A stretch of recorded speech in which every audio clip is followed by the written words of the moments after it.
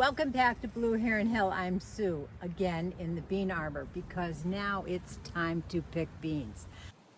Mid-July now, everything is coming on, and there is no time for any kind of maintenance to go on here. It is full harvest mode, and the thing that I am most excited about is bean harvest.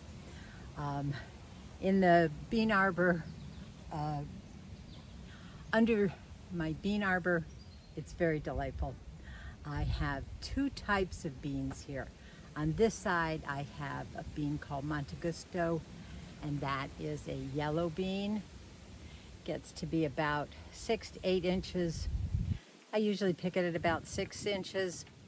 Delicious, very good. On this side, I have a purple pole bean called a Carmenat. Very good also. I like to pick them at about 6 inches. Even if they get bigger, they still are very flavorful, very tender, and they are both stringless varieties. So these are my two go-to beans. I also, in my garden, I have 3 other types of beans, and they are over there in the main garden, and I'm going to take you over there and we're going to look at those too. But first of all, I have tons to pick. I have to pick when they are full on, which they aren't quite full on, but they are just loaded with blossoms on both sides. I have a little bee that's been humming around me all morning here, and I have to pick nearly every day. So let me get busy and start harvesting this crop of beans. One thing that's nice about these two varieties is that they aren't green. And you can see them. The yellow shows up very well, and of course the purple is it just pops. But when you cook the purple, it turns green. Yellow stays yellow, but the purple will taste green. Pick some of these purple ones here. In my tips video, I talked about these sleeves that I wear. It's such a help with beans.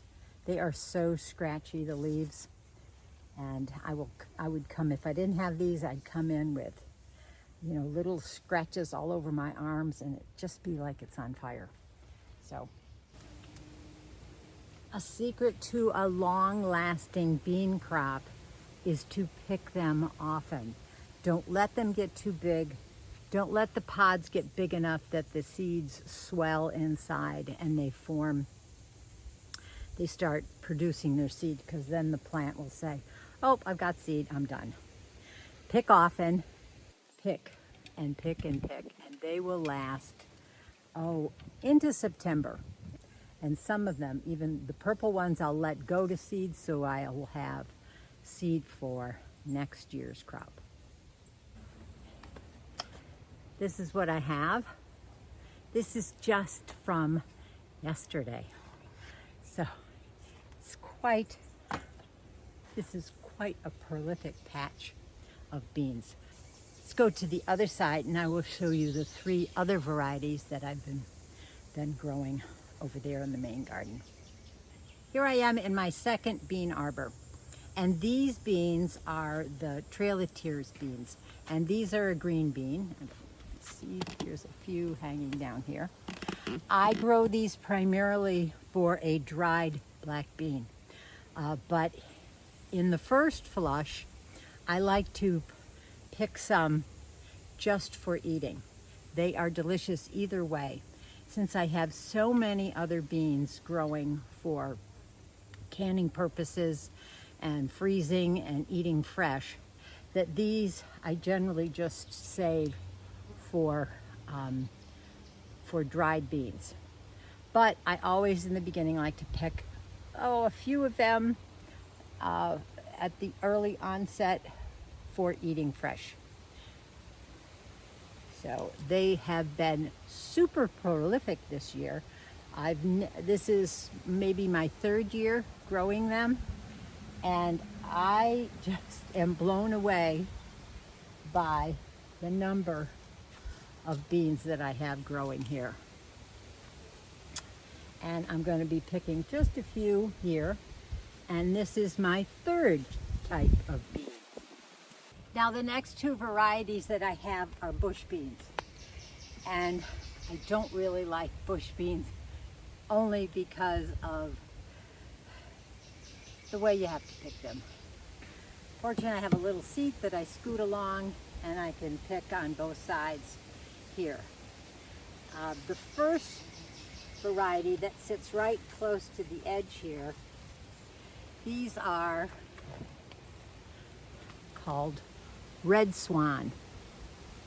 And they're a small bean. They really don't get too much larger than about 4 inches.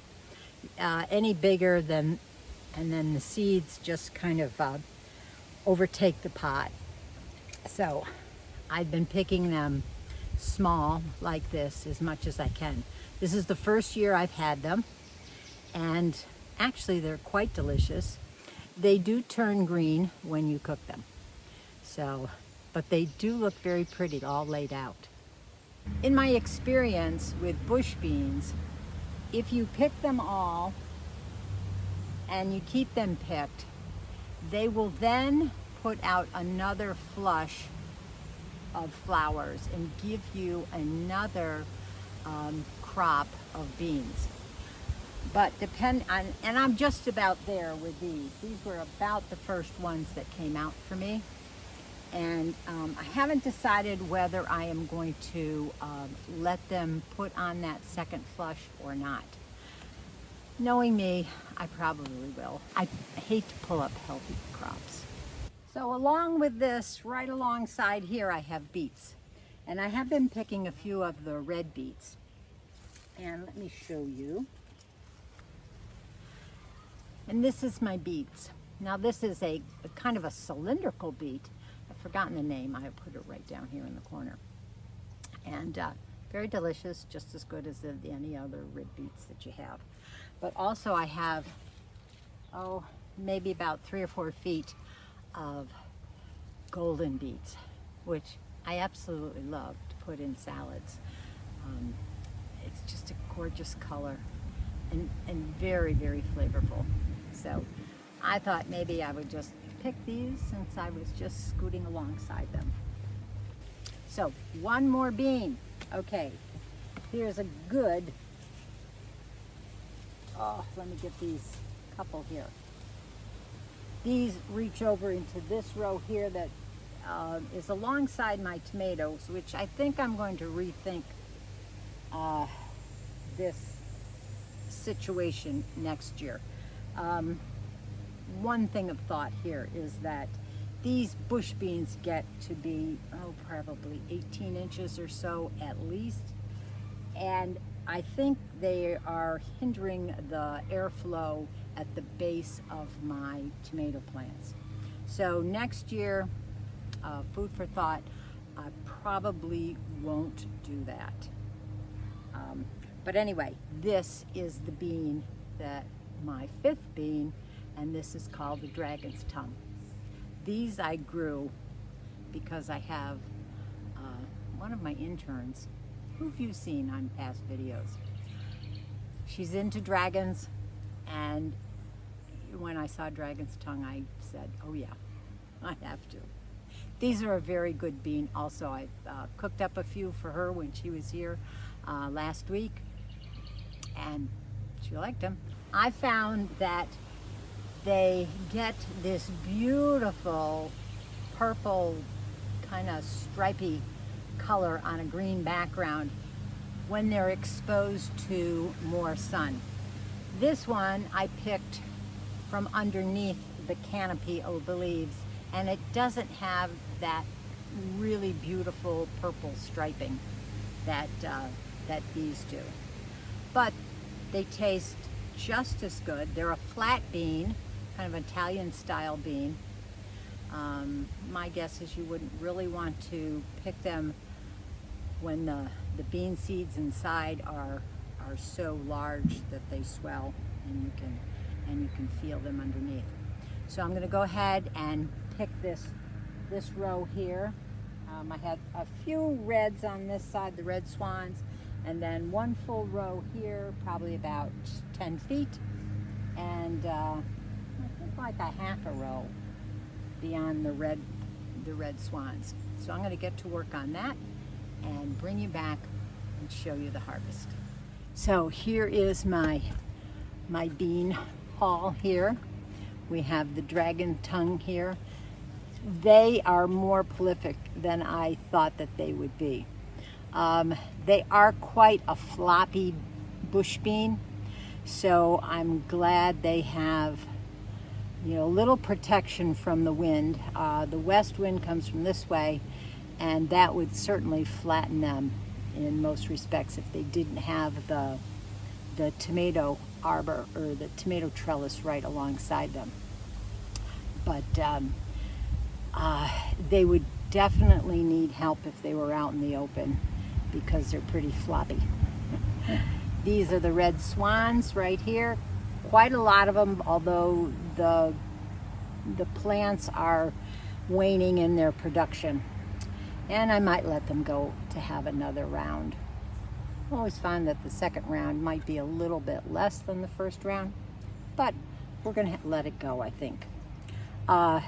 These are the Monte Gusto yellows, and the purple here are the Carmenat, and these are the Trailatier green ones.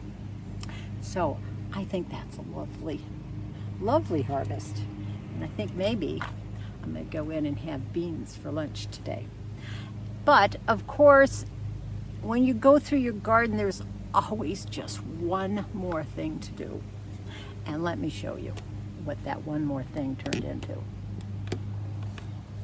Okay, of course, I showed you the beets. That was cool. And then I have cucumbers.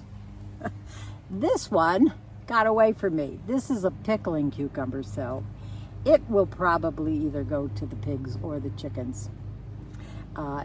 Probably a little bit too seedy to make pickles out of.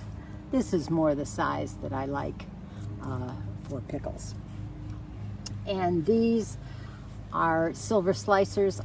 This is the first year I've grown them, and they are a wonderful addition to my cucumber garden. They're delicious, very thin-skinned, no need to peel like some of these other ones that I have some Market Moors out there, and their skin gets a little bit thicker. Those you don't need to peel. And I just pick them at this size because, I don't know, just because I don't want them to get any bigger and I don't want them to get any seedier. I did make some refrigerator pickles that included some of these, and I will let you know how those turned out. Mainly, I think they're just an eating cucumber. So, but they're very prolific, and it's been a joy to have them now in the rotation in my cucumber garden. So that's about it on beans. I always feel that beans are a very easy crop to grow. And even if you started them now, you could still get another crop. I mean, I could pull up those red swan beans and put in another crop of some other bean. But I've got too much harvesting to do. I hope you have too much harvesting to do also. That's all I'll be doing. Weeds be gone or just to the side, and if I happen to encounter one, they're gonna go, but not gonna spend days doing weeding. It is harvest time in my garden, and it makes me happy. So until the next time that we can go digging in the dirt, happy gardening. Bye.